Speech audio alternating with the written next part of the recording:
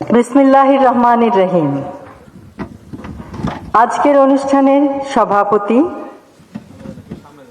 Police নারী কল্যাণ সমিতির সহ সভানেত্রী মিসেস সাবিনা আওলাদ, সম্মানিত বিশেষ অতিথি মিসেস হাসিনা আহমেদ, মিস কানিজ মাওলা, সম্মানিত পুলিশ নারী কল্যাণ সমিতির সদস্যবৃন্দ, পুলিশ পরিবারের সম্মানিত সদস্যবৃন্দ এবং সম্মানিত ঊর্ধ্বতন পুলিশ কর্মকর্তা বৃন্দ, আসসালামু আলাইকুম। প্রথমেই শ্রদ্ধা ভরে স্মরণ করছি শহীদ রাষ্ট্রপতি জিয়াউর রহমান এবং আপসহীন দেশনেত্রী বেগম খালেদা জিয়াকে।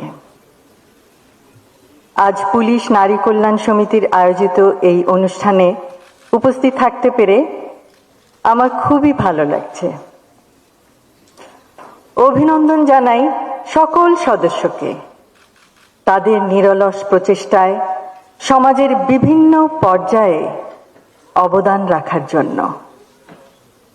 আপনারা আপনাদের কর্মের মাধ্যমে আগামীর প্রজন্মকে সমাজে অবদান রাখার পথ দেখিয়ে দিতে সহায়তা করছেন।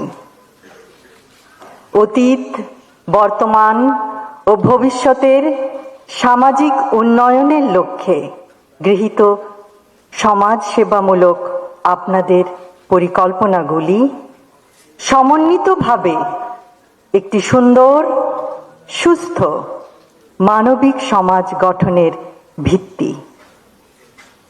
আমরা সকলে যদি নিজ নিজ ক্ষেত্রে কাঙ্ক্ষিত সমাজ গঠনে অবদান রাখি, তাহলে নিশ্চয়ই সেটি বাস্তবায়ন করা সম্ভব ইনশাআল্লাহ। নারীরা পরিবার ও সামাজিক উন্নয়নের ক্ষেত্রে কেন্দ্রে থেকে স্বাস্থ্য, গ্রামীণ উন্নয়নে অংশ নিতে পারে। কন্যা শিশুদের নিরাপত্তা ও সুন্দর মানবিক বিকাশ নিশ্চিত করার মাধ্যমে প্রতিটি মেয়ে যে ভবিষ্যৎ নিজের জন্য গড়তে চায়, সেই পথে রাষ্ট্র ব্যবস্থা প্রতিবন্ধকতা সৃষ্টির পরিবর্তে তা এগিয়ে নেবে। স্বনির্ভরতার লক্ষ্যে ক্ষুদ্র, কুটির ও মাঝারি শিল্পে যোগ্যতার ভিত্তিতে নারী উদ্যোক্তাদের উৎসাহ প্রদান, যেমন প্রয়োজনীয় প্রশিক্ষণ এবং ডেভেলপমেন্ট ও মার্কেটিং সাপোর্ট প্রদান। ফলে পারিবারিক সচ্ছলতা বৃদ্ধি ও সন্তানদের শিক্ষা এবং দারিদ্র্য বিমোচনের লক্ষ্যমাত্রা অর্জনের পথ সুগম করা সম্ভব হবে। সবশেষে আজকের এই সুন্দর অনুষ্ঠানটি আয়োজনের জন্য পুলিশ নারী কল্যাণ সমিতির সকল সদস্যকে জানাই আন্তরিক ধন্যবাদ এবং তাদের সকল কর্মকাণ্ডে উত্তরোত্তর সর্বাঙ্গীন সাফল্য কামনা করি। আমাদের মাঝে আজকে পুলিশ নারী কল্যাণ সমিতির সভানেত্রী অধ্যাপিকা নাসিমা ফেরদৌসী উপস্থিত নেই। আমরা তার আশু রোগ মুক্তি কামনা করছি মহান আল্লাহ তাআলার কাছে।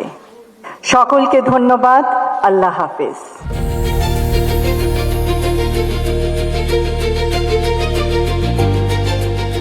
দিনাজপুর টিভি মানুষের জীবনের কথা বলে।